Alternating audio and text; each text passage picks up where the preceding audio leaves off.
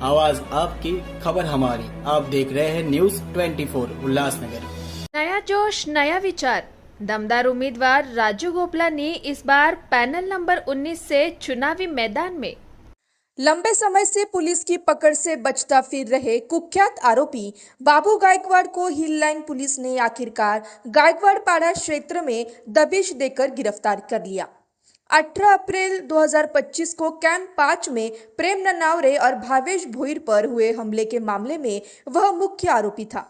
दोनों पीड़ितों पर गायकवाड़ और उसके साथियों ने मिलकर गंभीर हमला किया था, जिसके बाद उसके खिलाफ मामला दर्ज हुआ, लेकिन वह तब से फरार था।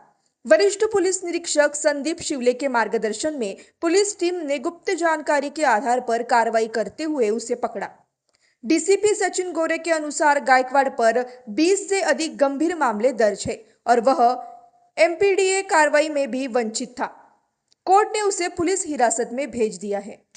हिल लाईन आणि शिवाजीनगर पोलीस स्टेशन अंतर्गत काही गुन्ह्यांमध्ये वॉन्टेड असलेला प्रमुख आरोपी जो आहे बाबू गायकवाड, त्याला हिल लाईन पोलीस स्टेशनच्या तपास पथकाने आज सकाळी मोठ्या शिताफीने अटक केलेली आहे।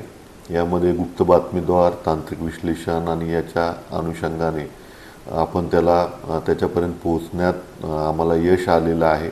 आज सकाळी त्याला आम्ही हिल लाईन पोलीस स्टेशनमध्ये वॉन्टेड असलेल्या एका अटेम्प्ट टू मर्डरच्या गुन्ह्यामध्ये अटक केलेली आहे। गेल्या 1 वर्षापासून विविध ठिकाणी आणि वेगवेगळ्या बातमीच्या आधारे आम्ही संबंधित गुन्हेगाराला पकडण्याचे प्रयत्न करत होतो, परंतु आज हिल लाईन पोलीस स्टेशनच्या तपास पथकाला यामध्ये यश आलेलं आहे।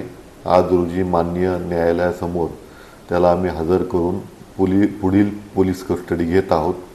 शिवाजीनगर पोलीस स्टेशनच्या एमपीडीए मध्ये पण तो वॉन्टेड होता, त्यानुसार पण पुढील कायदेशीर कारवाई आम्ही करत आहोत। सर, यापूर्वी या गुन्हेगारावर काही गुन्हे दाखल आहेत का?